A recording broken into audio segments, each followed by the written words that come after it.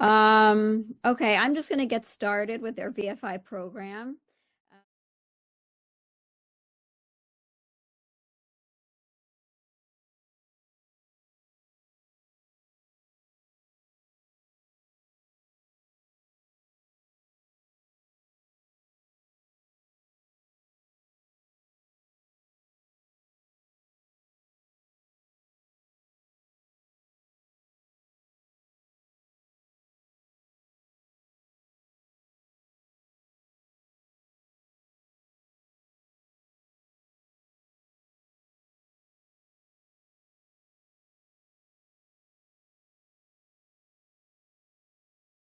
As a lot of so beautifully introduced me, I'm Yered Wittenberg. I was born in Atlanta, Georgia. I now live in Kiryat Gat. It's a town in the middle of the country really. And yeah, I was in the IDF. I was a tank driver in the Israeli army. And today, God willing, we'll have the opportunity to talk about that. So from learning Hebrew to war zones, the and everything in between really, the experiences of an IDF volunteer. And I'm a sergeant, so sergeant. So just some quick rules, or I guess guidelines. My opinions are not the official opinions of the IDF, so don't take anything that I say and say, oh, this is from Bibi Netanyahu, or these are the commanders or the officers. Think that these are just my opinions.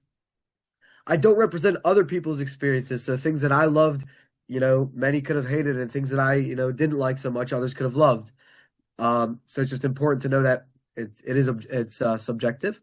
I'll be 100% honest with you guys. I'm gonna tell you what I think about things, but I'm not gonna say anything that might be a little graphic or inappropriate or that isn't okay that you guys didn't sign up to hear because I do value people's mindsets. If I use a word that you don't understand, for example, if I say something in Hebrew, I'm gonna try my best to translate. But if I say a word that you don't understand, let me know, and for that, please interrupt. If I say something that you will maybe make it a worse experience because you don't understand what's going on that, please interrupt me and say, what was that word? Can you go over that? And I'd be happy to explain it. And as Alana so beautifully mentioned, at the we'll do questions at the end. So we'll save those for the end. All right, let's get going. So in the army, before they do all these presentations or anything, they do like how did that like an officer introduces himself, how he got to that point. So that's kind of the style that I chose. And so how did I get to the army? So as was mentioned, I went to Yeshiva Lev Torah for about a year or so, 9 months. That was my gap year, and I loved it. Um, and I decided, okay, I'm going to stay in Israel. I'm going to go to college. And I went back in October for college in Israel. And the war had broken out. That's October of 2023 is when October 7th and the war broke out on Simchat Torah. And at my yeshiva, at my program that I had gone to the previous year, all the advisors are veterans of the IDF. So when the war broke out, they all got called up. And the yeshiva said, "Hey, Yered, you're in Israel for college. We kind of need, reserves for our madrichim who are now reserves, for our advisors who are now reserves." And so they said, "You want to be an advisor?" I said, "Yeah, great." So for those 2, 3 months, I was an advisor from October 2023 to December 2023. And then at the same time, I started collecting donations for soldiers, for gear, for various supplies that they need. And that was honestly one of the most fun experiences of my life. I got to meet, soldiers, combat engineers, to armored corps, to commando, everything in between. That was just a very meaningful experience. And at the time, I didn't know I wanted to draft to the IDF yet. So, soldiers for me were like Superman and superheroes for me. So I just getting to meet heroes on a daily basis was very impactful.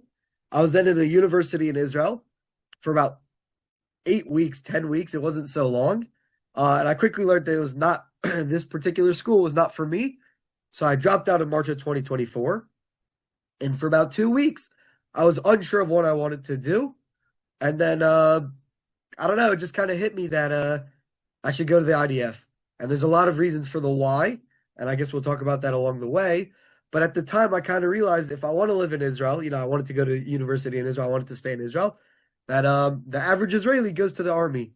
And so if I want to really be, a member of this country, I have to give so that I can get from it. And I have to, enter into the culture and be a part of the culture going through the army. So that was a big a big reason why I had drafted.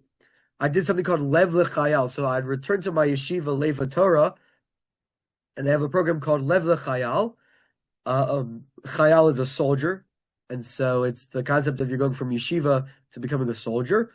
And it's something called a Hesder. A Hesder is a program that observant young men do. And instead of doing a 3-year army service, they do half of it in the army and the other half in yeshiva. So it's a compromise that they have to, they still have to draft, but because they're observant and they, don't love the concept of drafting or they don't want to draft for the full time, they have the opportunity to go to yeshiva as well. So I joined a Hesder, and then I was in the army from August of 2024 till December of 2025. I was honorably discharged January 6th of 2026, and I'm now in Atlanta on a little vacation before I go back to Israel to continue, God willing, the rest of my life. And so we'll go from there. This is also an army term, a maslul tzva'i, like a military route, just kind of where I was in the military and, what I was, each step of the way. So this tank here on the left, this is the logo for the base and like the battalion of the basic training for tank. So I was here for a little bit. And then I went to, this is for like the education branch. I went to go learn Hebrew. That's what this is. This is my brigade. It's also on my jacket. I don't know if you guys can see me. I don't think y'all can, but it's on my jacket. 401 is my brigade number, the 401st Brigade. This over here, this was for advanced training. I was here. Then for my this is for basic training. Then for my advanced training, I was in Shalach, which is the 532nd Brigade. Battalion. And then I was in Eshet, which is a Gedud battalion, and that's battalion number 9, and that was for my active service. And we're gonna get into each of these things and what I did along the way, but that's just kind of a quick overview. So as I mentioned, basic training when I was on that first one with that tank. So I got to basic training. It was my first day. I go to a place called Tel Shomer. I get my stuff. This picture on the left is me in Tel Shomer. I get my stuff. I wasn't really sure what was going on because I didn't know Hebrew yet. So I get on the bus. We go to base. And Bibi Netanyahu actually showed up. That's a nice, interesting fact is that I got to meet Bibi Netanyahu on my draft day. And so we go down to base, and I was in Shiryon. It's called Shiryon. The armored corps is called Shiryon. So I was in this base in the south between Eilat and Mitzvah Ramon it's like right between those two. So I was there for 2 weeks. And in those 2 weeks, they do like a dental check. You get your gun. That's this picture of me up here. Is me with my gun. There's a fast day, like of Tisha B'Av. So we had a fast day, and our rabbi came to visit, and he brought us for break the fast snacks and whatnot. And so the first week was called Trom Tiranu, which means like basic. I don't really know how to translate exactly, but it's like basic training, like introduction. And so that's kind of what all these photos on the left are from, like very basic concepts. And then over here on the top right, where us sitting on that hill, in those first 2 weeks, we had gone down to what's called the Shetach, which means field. And that's where we started doing the gun range. You build tents, you do hikes. That's kind of where you're learning your basic army concepts. And I was there for 2 weeks, and this was a very sad moment for me. My commander comes to me after like a long day of shooting. I was the only one that didn't go shooting, so it's kind of weird. They never called me to go. And he comes to me. I say, excuse me, Mifaked, which is commander. Am I going to go shooting today? And he says, no, you're not going to go shooting today. I'll talk to you later. So I said, oh boy, I kind of knew it was coming. So he comes to me at night. He pulls me out of my tent, says, Yered, we have to talk for a moment. He sits me down and he says, Yered, this is mostly in English. He says, your Hebrew is terrible. He goes, you have such a great spirit. You have so much energy. You really want to be here. You volunteered to be here. We're happy to have you here. The thing is that your Hebrew it's dangerous. You can't give a loaded assault rifle to a kid that doesn't know what the words shoot, don't shoot, aim over there, stop, there's an emergency, all these things mean in Hebrew. it just isn't safe. I really had no Hebrew ability. So he said to me, what you're going to do is you're going to go to a program called Mikveh Alone, which is going to be an Ulpan, a Hebrew course. You're going to go for 3 months, um, and you're going to be considered a dropout from combat. But at the end of those 3 months, you can come back, but you have to tell everyone along the way that you want to come back to tanks. Because you're considered a dropout from combat for going, it's harder. People say, "Oh, you dropped out. Why should we give you the chance?" All these things, but you have to fight for it and really want it. And I just had so much respect for this Commander Mifaked Chaim, and my mem, which is an officer. Um, I love these guys, and I just felt, even though I was with them for 2 weeks, I felt that I'd known them my whole life. And so they gave me a lot of courage to go to Hebrew and to learn the language. And so that's the next stop on the trip. So this is my Ulpan Michve alone, where we learned, and it's also they do a little bit of basic training there. So as you see in this photo here, we did do gun range there as well. Um, so in Michve alone, it was a class of us. It was 9 of us in a class, and a tsevet is the word for class. And we learned Hebrew. We learned Hebrew and Zionism and history and culture and all these wonderful things in Hebrew, though. So you get to learn, a lot of different words for various things that you would just, not just conversational Hebrew. You get to learn, historic words. You get to learn, medical words, all these different, concepts and contexts that you get to learn in Hebrew. And I really did not enjoy that because I had been in basic training for 2 weeks, and none of my friends in the Ulpan in the class had been in basic training yet for anything. This was when they showed up to the Ulpan, that was their first day in the army.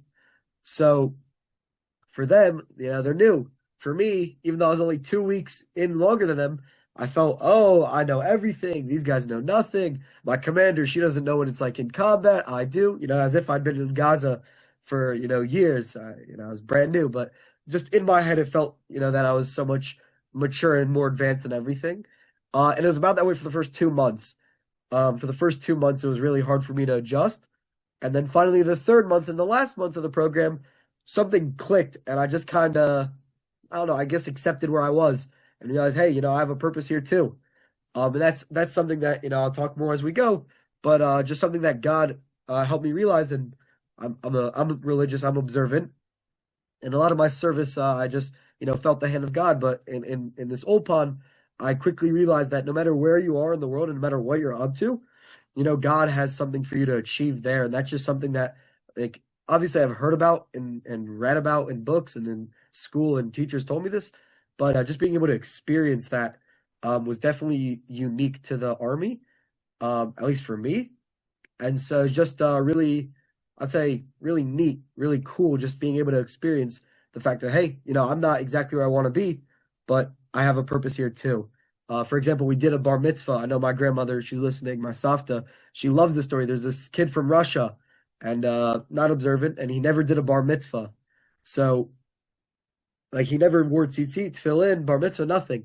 So I threw my tzitzit on him, put on tefillin, and then we called him up to the Torah, and he got an aliyah.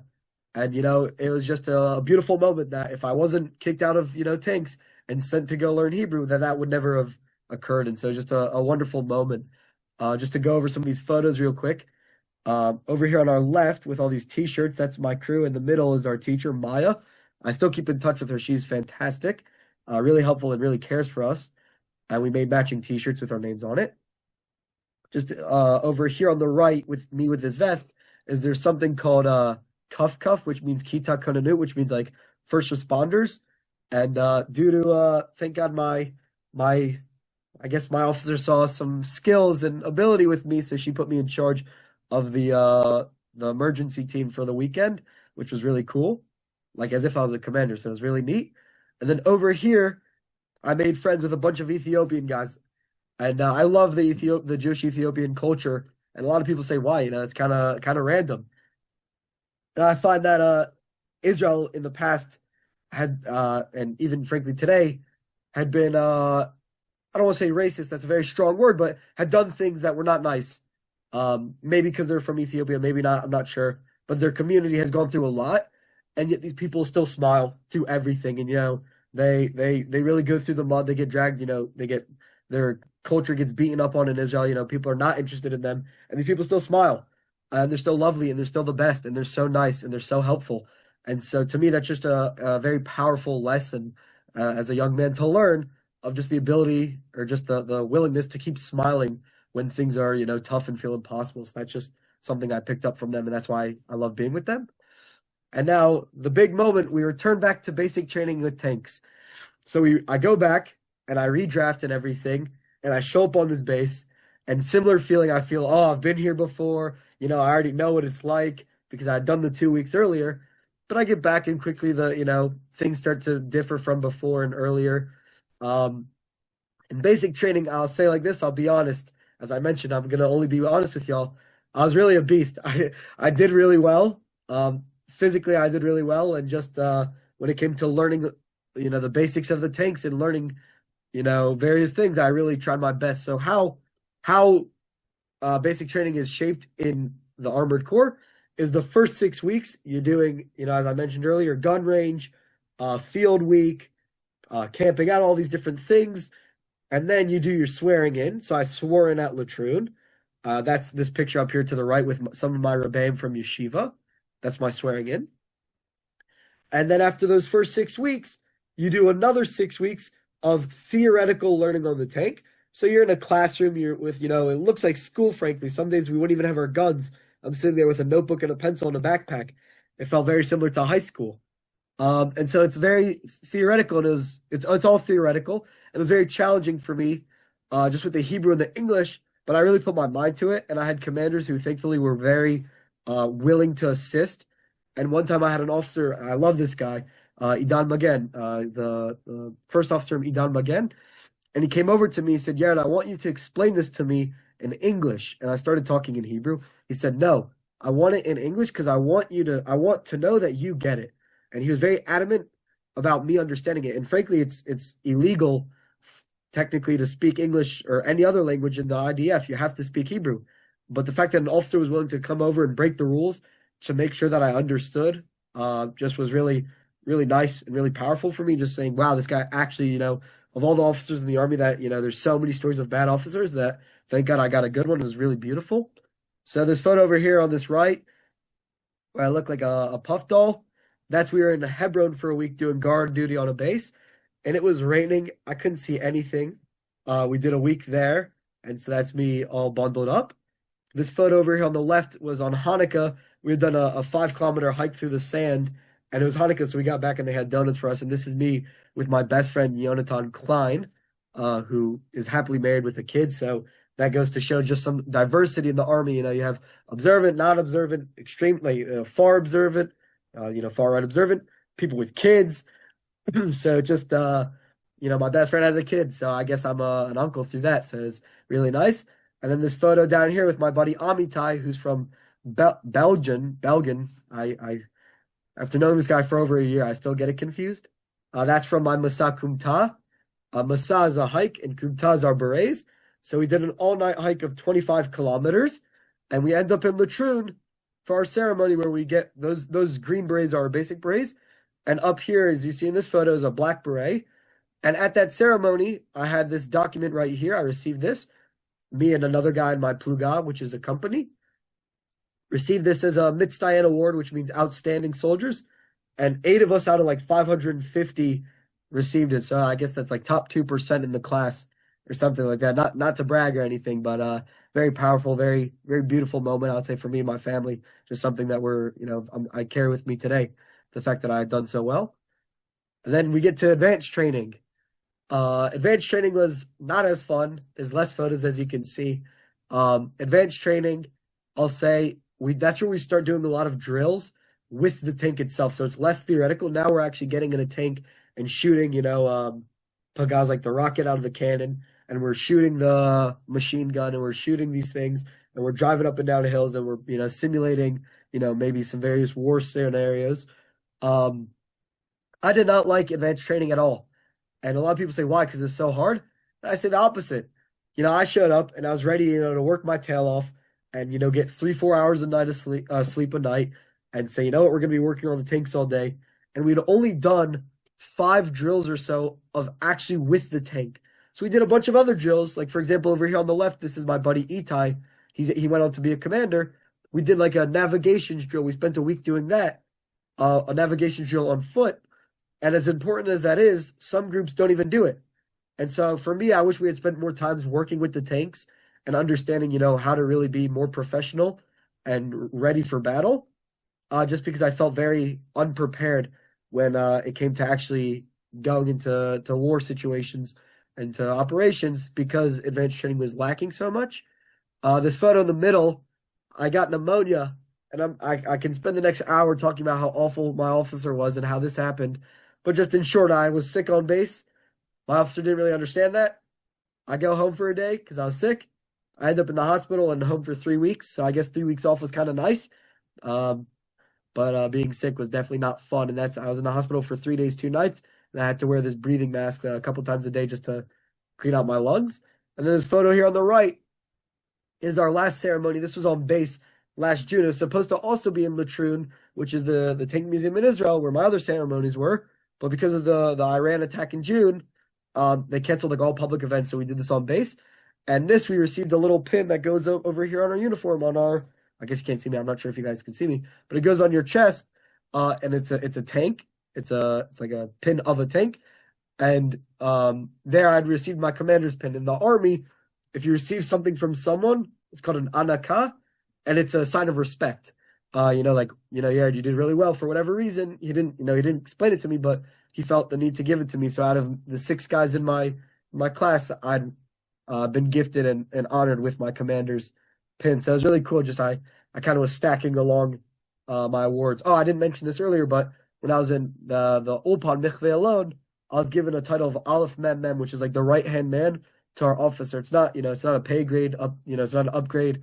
It's not a new job. It's just kind of like a thing I help out with sometimes. So between the Aleph Mem Mem and the plaque of, being outstanding in basic training and the pin in advanced training, I really was becoming decorated quickly. So here we are. We're in the important stuff, the big stuff, as you'd say. So we go to Gaza. This is my first time in Gaza. And this is I started active service last July. And I wasn't supposed to go to Gaza. Me and my crew, my commander, me, my loader, I guess that's important. That's really important. A tank is a loader, a shooter, a driver, and I became a driver. I'm sorry, I didn't mention that. Wow, that slipped my mind.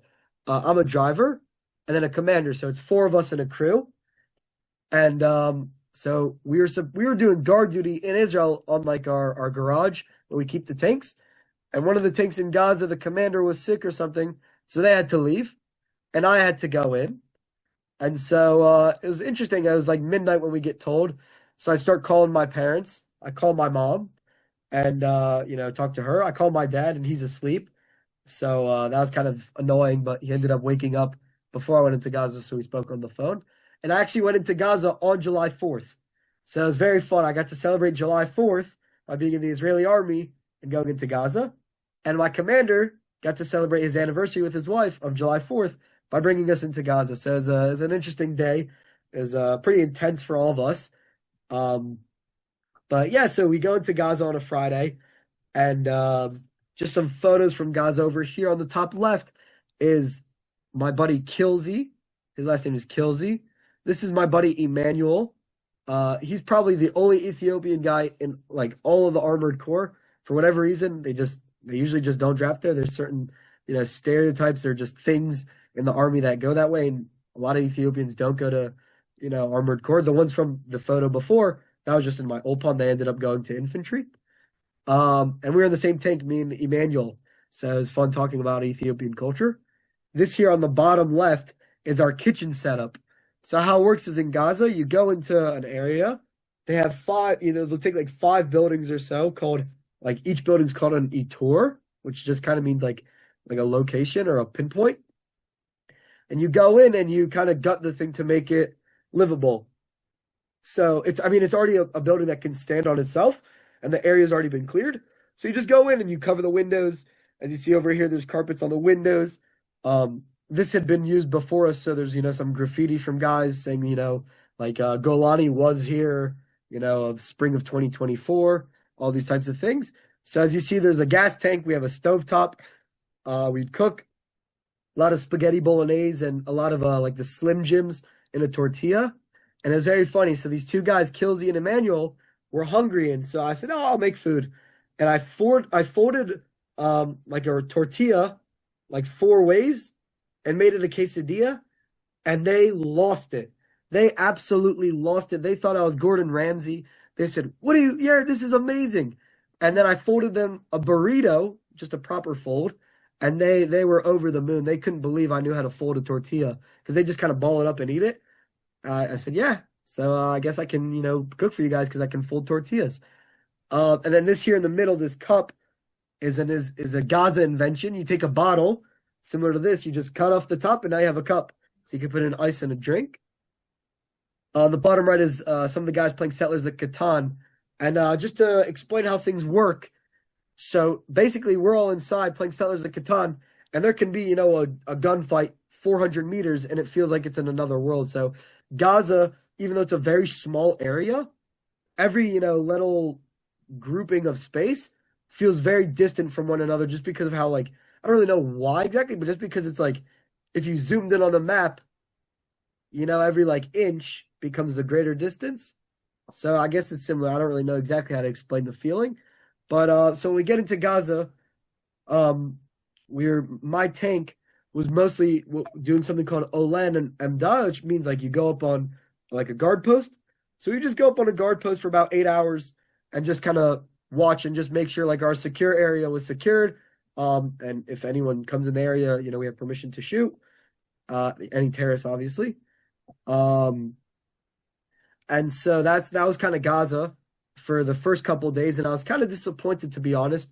I showed up, and everyone in advanced training saying, "Who wants to be a warrior? Who wants to be a hero? Who wants to go into Gaza and do all these attacks?" And I have friends in commando who I'm not going to mention which countries they've probably been into because I don't exactly know, but they've been into a few countries, and so I was ready for like these wild missions, and out of a movie. There's a Hebrew phrase called Chaim Beseret, which means like your life's a movie, your head's a movie. You think like everything goes according to Netflix. And I'm very much like that. So I thought this was going to be Star Wars or something, and it wasn't. But then finally, after a few days, which I guess my family's grateful for, but after a few days, um, we had our first attack. And I say to my friend, I go, "All right, here we go. First attack. I'm ready. We're going to be, this is going to be great." And we go out for the attack.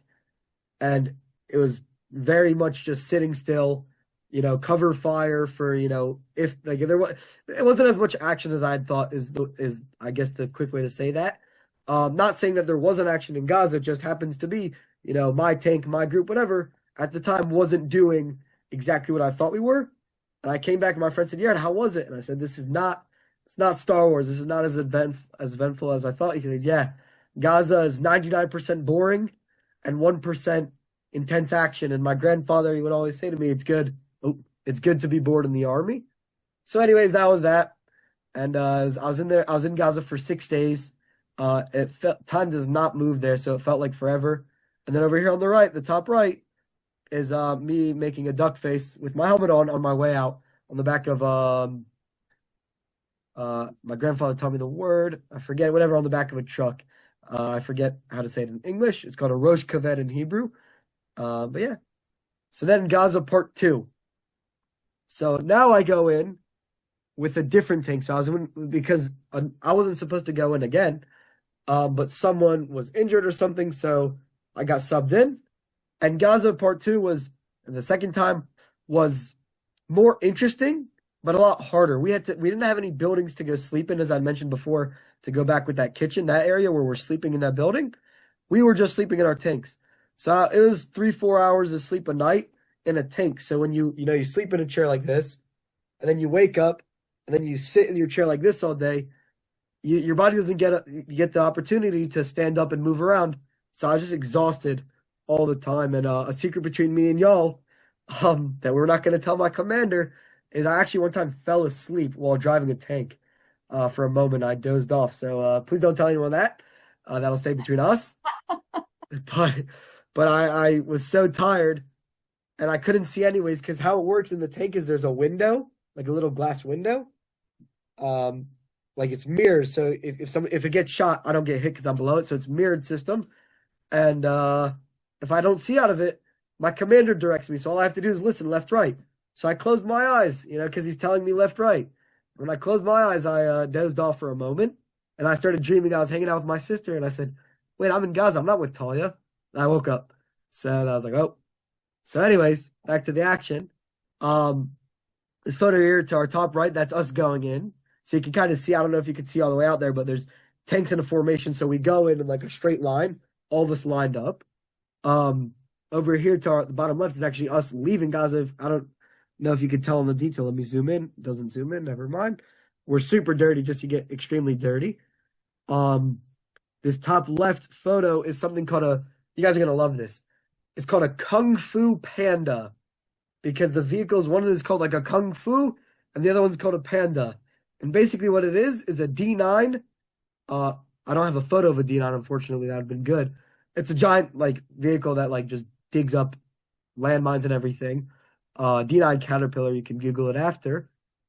Drags in this like vehicle looking thing, a small vehicle filled with explosives, and he drags it in and drives away, and they remote control blow it up. And so the top left, if anyone would like after, please reach out to me. I have my contact info at the end. I'd be happy to send the video. I just didn't know how to show video here.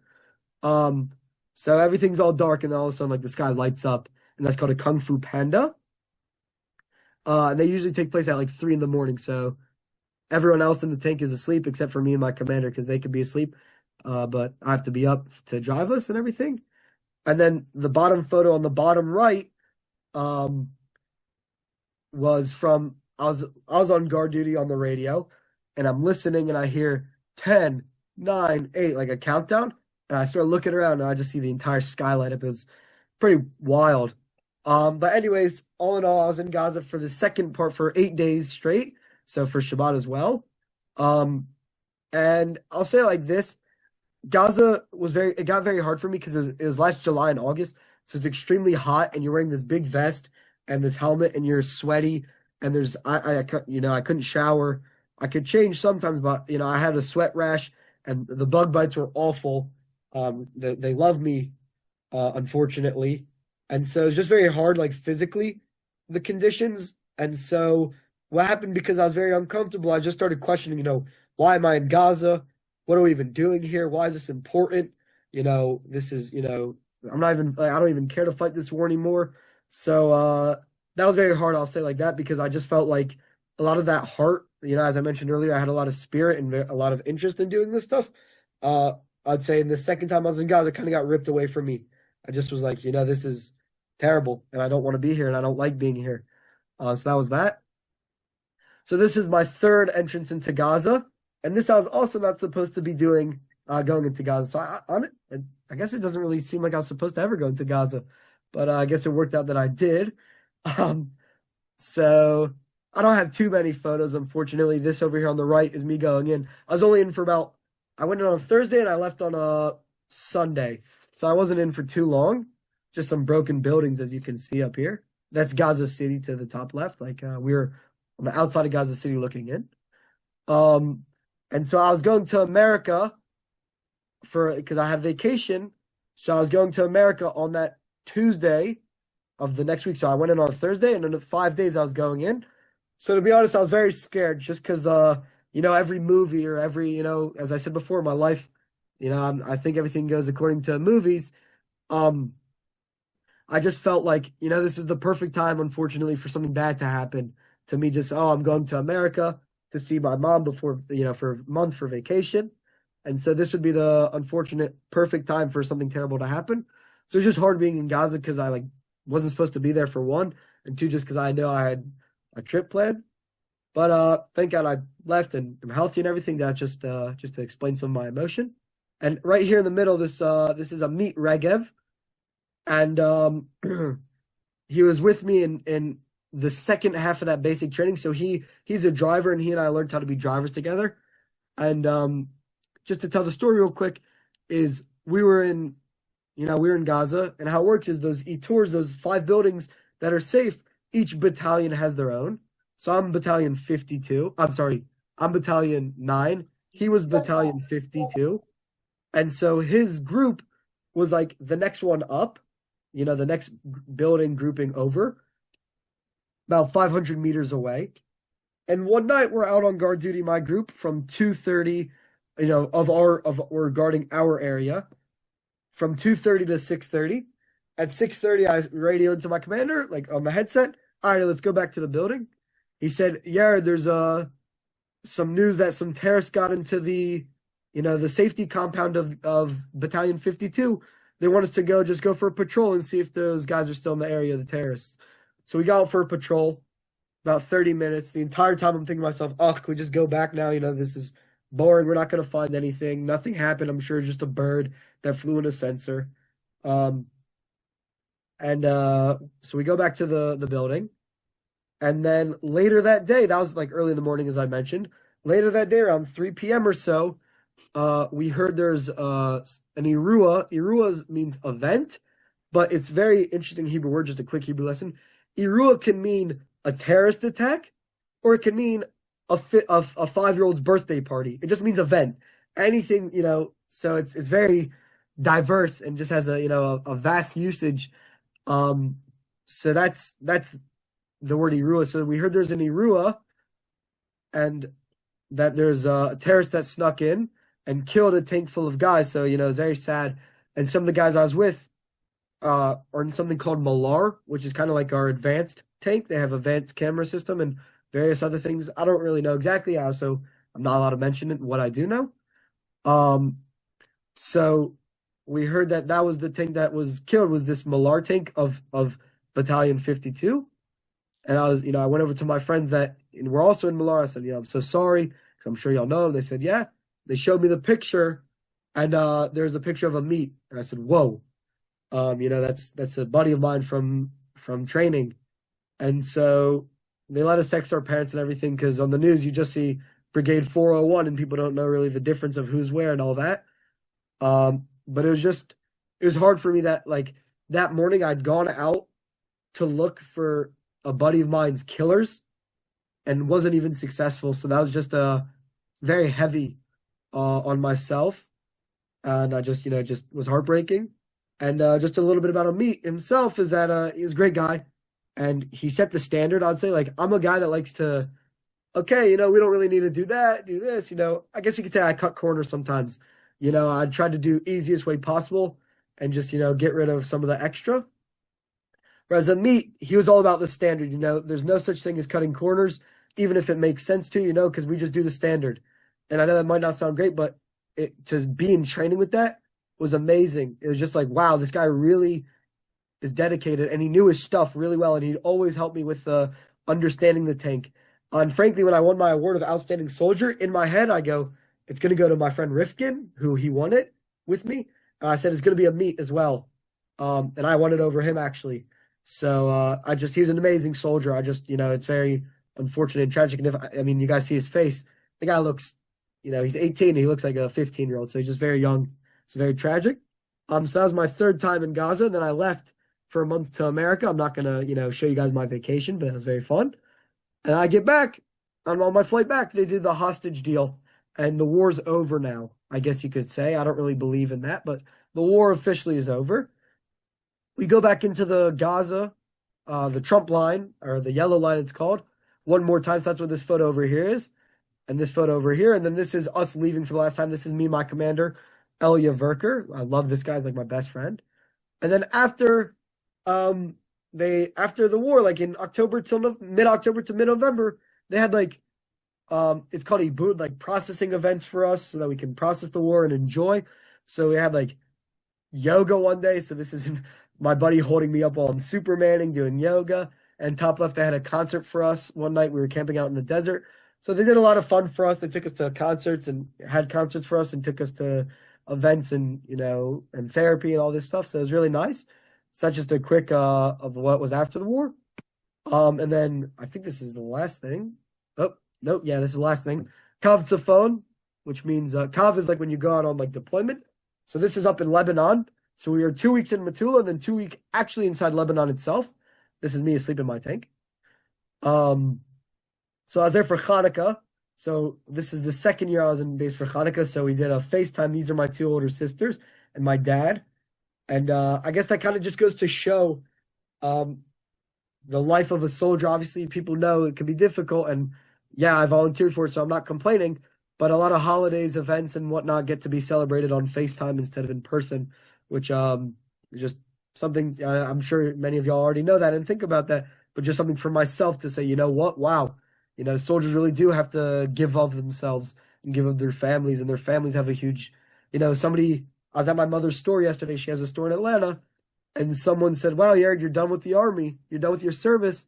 And then they looked at my mom and said, "And you're done with your service as well," just to express how much parents and families commit and do for having a kid in the army. So that's just something that I thought about a lot during my service. This photo over here, I think you guys can see my mouse, is me holding our machine gun. I thought it'd be a cool photo to take.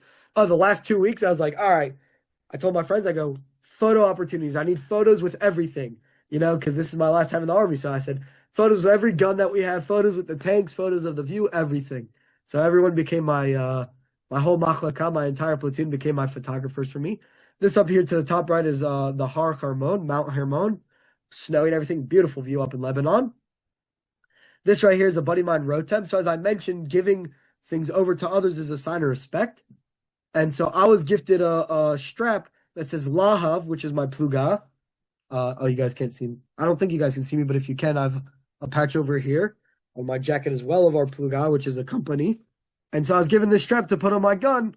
And so when I was leaving, I handed it down to the next guy. And so this is Rotem over here is the next guy, and he was new, but I thought he was great. I called him Instant Classic Rotem just because he would say stuff. And I was like, this guy's a classic, This guy's just funny and great and such a personality. So Lebanon was really honestly my favorite time in the army, and it's my favorite time in active service. The weather was beautiful for the most part, as you see in this photo with me and the gun. Um, Beautiful weather. It was muddy instead of dirty. So in Gaza, I couldn't see because there's so much dust. In Lebanon, it was muddy, so it doesn't get kicked up as much. And what would happen is the tank would fishtail, so it's like dragging in on the ground, like flying all over the place. And so I'm like drifting a tank, and so that was really cool for me, just being a young guy who, I like that type of stuff, cars and all that. So just being able to drift a tank in Lebanon to me just sounds super cool to tell my friends that. So Lebanon was just beautiful, beautiful views, and the group I was with, my platoon, we really just became so much closer then, and really just enjoyed each other's company. And on my last night in the army, this bottom right photo is the last night of Hanukkah, or my last night on deployment. And they surprised me because I kept going on about how great Krispy Kreme is and how terrible Israeli donuts are. So my commander made sure to get us special donuts with good filling, for me to, have something of a Krispy Kreme like. So that way my holiday was somewhat decent and a nice send off. So that's where this picture on the bottom right's from. And they did like a whole, little ceremony of the platoon, and everyone went around saying nice things about me. So it's just really beautiful way to send off. And that's kind of my, there we go. That's kind of my service from like a, technical standpoint, I'd say, each step of the way. I don't know who has Instagram here. I doubt many, but if anyone does have Instagram, please, you're welcome to follow me. Here's my email. Here's my LinkedIn. If anyone's on LinkedIn, I'd put my number up. My phone number is a little weird right now just because Israel and America. So reach out to me on email if anyone's interested, and I'd be happy to talk on the phone and share my number. So I think that's that with the presentation. So I'm gonna come back to y'all. Thank you so much, Yered. Yeah, if you could stop sharing. I think that you're definitely the youngest speaker we've ever had on Educates, and we've had over 200 speakers, I think, at this point, or 200 programs, we'll say that. So thank you so much. It was really great to hear it through fresh eyes and young eyes. We hear a lot of, generals talk and the like, so it was interesting to hear it from your perspective, and I know that your family is very proud. Let me switch back to if you could. There we go. So I think there's a couple of questions in the chat. David said, did you have air conditioning in the tank? How hot was it inside the tank? So, yeah, I see the question. So we had like a Yeah, okay, good. cube.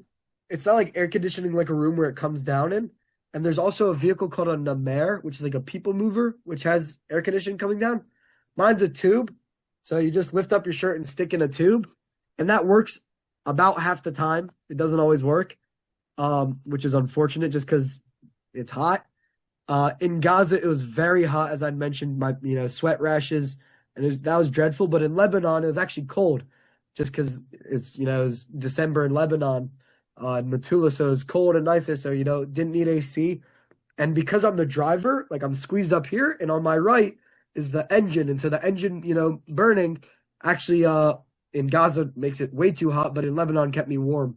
And also I'd bring in like a blanket, we had our sleeping bags that were thermal, so I'd bring those in to just like cover myself. So we had a tube of air conditioning to answer your question. It says, what did you do about the bathroom? Note, I was at Mina Dev at Julis, and our assignment was doing maintenance on a tank. So I'll just go over So, this quickly. Bathroom, I'll say like this: a lot of bottles. I'll say just like bottles and helmets and black and bags. We'll go over that quickly. If you, I can explain to you hey. in more detail privately, but I just Got it. Pam is asking, don't you have to do Miluim reserves? So, um, no, I don't, because anyone that does something called machal, which is for volunteers that want to do half service, which is what I did. I technically have something called a patur miluim, an exemption from miluim, so I could get that removed. I could have, what I have to do is I have to find a company that would want me, and then they remove my exemption, and now I'm with them. So that explains that. And the next question I see is when you return from miluim, will you be back in the tank unit? So to answer that, I'm gonna go to college first, and then I'm gonna consider like figure out miluim, because I'm able to put that off. So I'll be in college in Israel starting in the fall. And I don't know about going back to the tank unit. I'm driving around a car on the streets here, and when there's bad driving, I say I wish I was in my tank. I could just drive over these cars; it would be no issue. So there is a part of me that misses driving an 80 ton vehicle. Um, but there's a huge part of me that is grateful that I'll never have to go back in. So what I might do is, as I mentioned, there's that Namer, which is that people mover.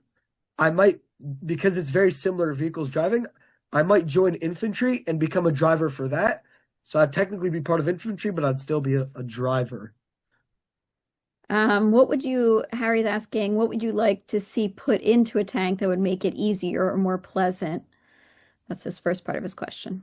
Okay, so I'm only gonna like my commander, I've spoken to him before about this, and he chatted my ear off for 30 minutes about every part of the tank that he wishes would be improved.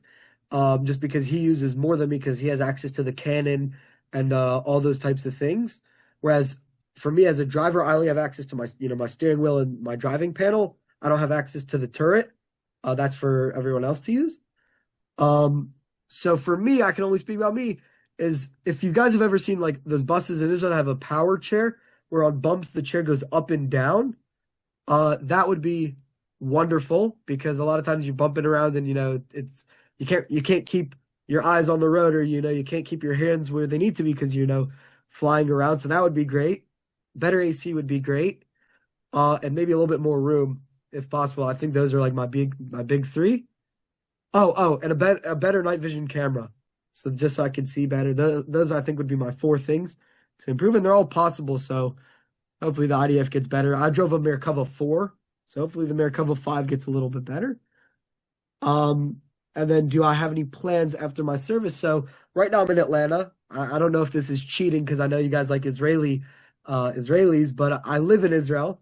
I'm in Atlanta for the next few weeks working at my mom's store, helping her out, visiting my lovely grandparents, and helping them with various chores and things and whatnot.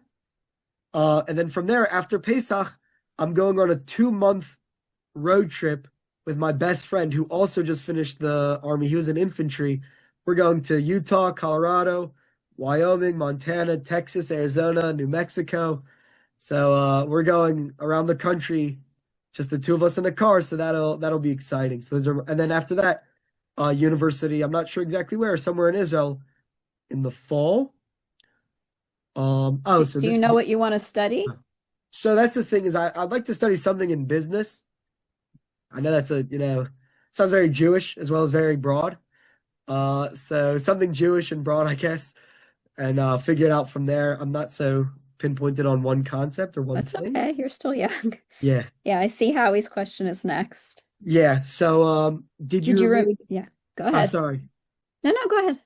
Did you remain with observant soldiers after Hesder? Were any in your tank? How was Shabbat when deployed? Wonderful question. So Hesder, right? So when I was with training, it was 40 of us observant. Active service, it was the Pluga, my company. There's probably like 8 of us that were observant, including my commander. So not everyone was observant. So I had some, but it wasn't that we stayed because in Shirion and things you get mixed around a lot. So my friends in infantry from day 1 to day 517 with the same guys.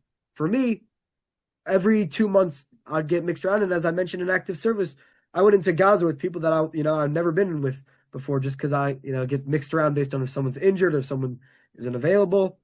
Um, so in my tank, this was the best.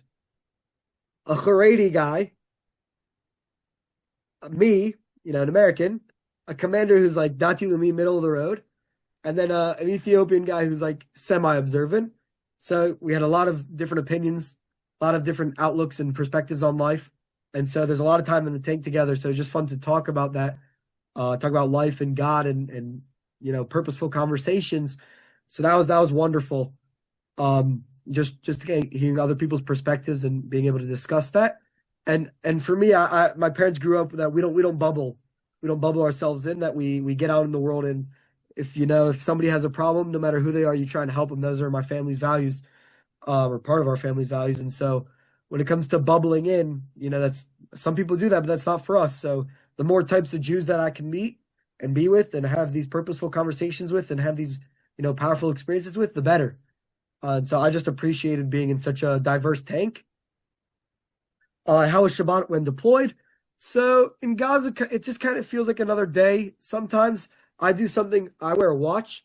So I switch my watch to my right hand because I want to remember not like just to automatically press the buttons for like the light and stuff. So just to make a sign that it's Shabbat, I switch my watch to my right hand. And I will say like this, this is something I mentioned the other day. Somebody asked me a similar question. Um, for some people, Shabbat looks like dinner with the family and then they drive home. For some people, Shabbat is going to shul, 3 times and being Shomer Shabbat, as we'd say, and doing all the mitzvot and singing and all these things. And for some people, Shabbat looks like turning on a tank. So that way, their dad who lives in Kiryat Gat can have a safe home and a safe neighborhood to live in. And in my eyes and in my opinion, you know, me being in a tank is not any less, is not any greater or less than my Shabbats when I'm not in a tank. It's more so just this is where I'm at in life. Some people, they're parents, some people, they're kids, some people are grandparents. And at each stage of your life, Shabbat might look different and your company might look different. So for me, my Shabbat was in a tank. And it wasn't that, oh, Shabbat you do at home, but when you're in a tank, you're in a tank. It's no, I'm keeping Shabbat by turning on a tank. And I know that sounds silly, but I felt the way that usually I'm not allowed to go on my phone on Shabbat. I'm in the army and I need to, I am allowed to. So it's actually part of it and enhanced it. So that's a really great question, Mr. Slomka. Did you have any contact with the Lone Soldier program? Yeah, so when my dad made Aliyah, I'm gonna take off my jacket, it's a little warm. My dad made Aliyah in the middle of my service, so I became chetzi, like a half chayil boded. Um, and so it was weird. Certain rights I got from the army, certain lone soldier rights I didn't. It just kind of depended on the thing. But the lone soldier programs, they said, yeah, it's okay. You could stay, a member or stay connected. So I had a little bit. I didn't need it too much just because I had my dad. I also lived in Kiryat Gat. I don't know if y'all know where that is, but it's like near Ashkelon, I guess. It's a little far from Tel Aviv and Jerusalem. So I didn't go so much to the events, but I was in contact with them and they'd reach out for help. They're wonderful, by the way. I'm not, I'm not plugging any organization or anything, but these are just wonderful organizations that do a lot of good. When you're in Israel, I'd highly recommend going to check them out. It's very interesting just to see what goes on there. So that they're just, yeah, they're really wonderful and really helpful for people. The SAR Allied packed tanks with all the needed materials and ammunition before an operation, then unpacked afterwards. There were benches in the tank for soldiers. Have the tanks that have been updated? Okay, so I just want to uh, be able to read that out loud because not everyone's reading the oh, I'm question. So sorry, if I'm you sorry. think of it, so the question is, have the tanks been updated to have more comfortable seats? So what I think is because you mentioned the word benches, is that might have been that people mover I mentioned of an Amer. It looks like a tank has the body. It just like let's say this is the body of a tank, and then there's like the turret that spins. It just has this part and is a little bit bigger, so it might even look like that.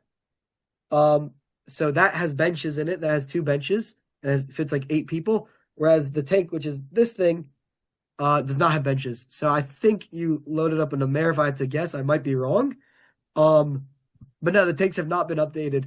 I always tell people, my like in infantry or tactical gears, night vision goggles and bulletproof vests and all that. My tactical gear was an orthopedic pillow that I sit on.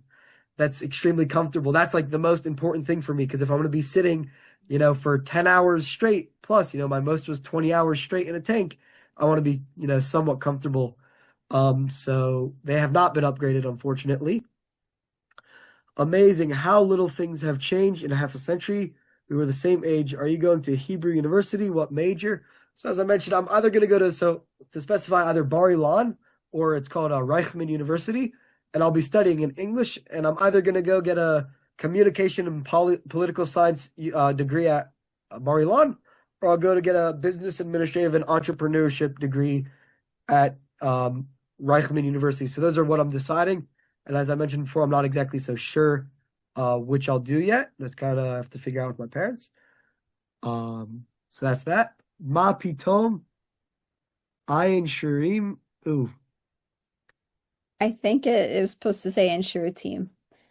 Oh, Mapito, ensure team. That's all. We'll yep. go to the next one. Not a pretty life. Has any of us older ones told you what it was like in the tank division in 1973? I've heard I've heard stories, not maybe not of 1973. I'd love to hear more, so please reach out. I'd love to hear what it's like. I'm sure my complaints, if I was in 1973, would be even worse. So I'm sure it's gotten better. But like the rest of this generation, it's fun and easy to complain about things. So that's yeah, I'm sure it was rougher then. Kiryat Gat is where the Americans are. Yeah, so I haven't seen them. So there's Kiryat Gat is like the south part of the city, and then we live in like the north part called Karmeh Gat. So they live like 10 minutes away. I've yet to see them, but yes, that is where they are stationed. It's becoming a destination town. That's where Vice President J.D. Vance was. Bibi Netanyahu comes to visit a lot. Uh, they have a lot of startups and like Intel has a big factory over there. So yeah, Kiryat Gat, very thankful. That is my hometown. And the As last comment is from your aunt, I believe. yes, Thanks for thank you for sharing. We're sharing with me. proud of you. It's Thank you. wonderful. Thank you so much. And if anyone has any questions and didn't write them in the chat, please feel free to unmute. We can take a couple more minutes, but then we'll let Yared go and we'll switch to schmooze mode. So please feel free to unmute. Joni, did you have a question? Yeah, I'm wondering, as a volunteer over there, what would you like us to bring? What would you like us to do for helping you guys out? What do you miss the most from the This, States? That sort of thing. what do you mean? Are you Like Like for asking soldiers? Yared what he wants? basically, what's something that the soldiers would appreciate if we brought it from the States? Food, So, M&Ms. I mean, yeah, so I'll say like this. When it comes to like lone soldiers that are in Israel or volunteer soldiers that are in Israel, snacks are a huge thing. Huge, huge. I introduced Chex Mix to my group, and most people hated it because they're stuck on Baba and Bisley and think that you know on the 6th day God created man and then Baba, um, so they love that stuff. But no, Chex Mix is like snacks. Like that would really, again, that's not like helpful when it comes to like missions, but that is so exciting for us to get snacks or candy and things like that that we're used to. And then when it comes to just like soldiers in general, I don't. I'm not so familiar what y'all do. I know in the past you guys might know this. Yeah, Pam has told us, Joni, the different things that are needed. Yeah. Her Hamal can, she can let you know again because she gives everything to the soldiers that they Okay. need. Yeah, Okay. yeah. Anyone else have a question? Question or comment? All right. Thank you, Yered. It's wonderful. Thank you so much. Everyone can unmute if they want. I don't want to silence anyone anymore. But thank you so much. And as I said, this will go up on YouTube if anyone wants to watch it again. Or send the link to your friends or family who weren't able to make it. Everyone's thanking you in the chat. But thank you for your service. Thank you. Pleasure. Thank you all for your time. And as I mentioned, please reach out to me. I have my email. Elena, you're welcome to send, my email out Yeah, again. I put your email in the chat. Let me find what I wrote and do it again. Here, I will put it in the chat again. There we go. If anyone has any other questions for Please Yered. reach out. I'd be more than happy to call, meet for coffee, whatever. I love this stuff. Yeah, I All think righty. you should. I think you should think twice. Hebrew U is a great school. I went to Hebrew U, so and a lot of kind people go to Hebrew U. All Well, right, they so it did says in my day. I visited, so it's definitely originally on the list, but the neighborhood, I don't love the neighborhood, I'll say. I like Herzliya Oh, and okay. Nashville, but yeah. Okay. Thanks a million. Toda rabah. Pleasure. All righty, I'm gonna head out now. all right. Bye, Thank you Yered. all Thank for you your so time. Be much. well, be Toda well. Stay rabah. warm. Please stay warm. We will. Philly's cold. All right, so if anyone wants to stay, we're going to move to schmooze mode. We just kind of talk about whatever, and for about 45 minutes to an hour if you want to stay. And if not, it was great seeing everyone. Thank you for coming.